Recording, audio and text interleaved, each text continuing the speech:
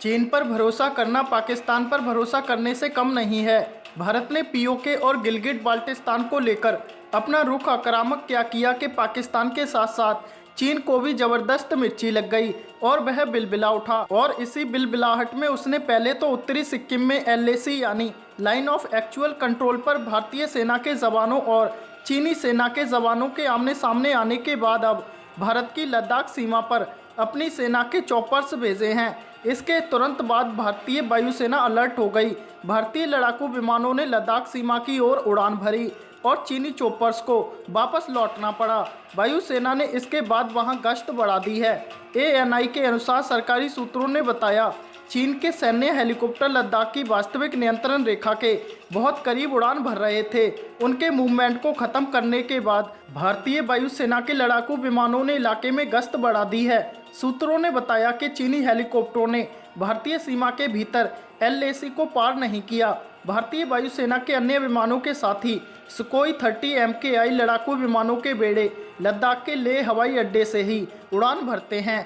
गौरतलब है कि इससे पहले भी कई बार चीनी सैन्य हेलीकॉप्टरों ने लद्दाख सेक्टर में भारत के एयर स्पेस में प्रवेश किया है और जानबूझकर भारत के हिस्से वाले क्षेत्रों पर हिस्सेदारी का दावा करने के संकेत दिए हैं।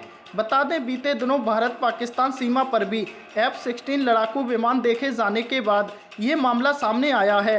हालांकि अंतर्राष्ट्रीय मामलों के विशेषज्ञ कमर आगा ने सिक्किम में चीनी सेना और भारतीय सेना के बीच हुई हिंसक झड़प को चीन की सोची समझी रणनीति बताया है। आगा ने कहा कि चीन के साथ सिक्किम में ये झड़प भारत के गिलगिट बाल्टिस्तान को लेकर उठाए गए ताज़ा कदम का जवाब है।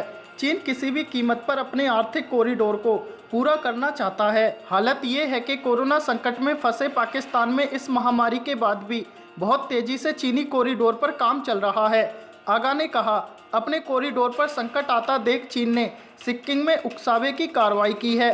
चीन सिक्किम को अपना क्षेत्र बताता है और दोनों देशों के बीच लंबे समय से इसको लेकर विवाद है।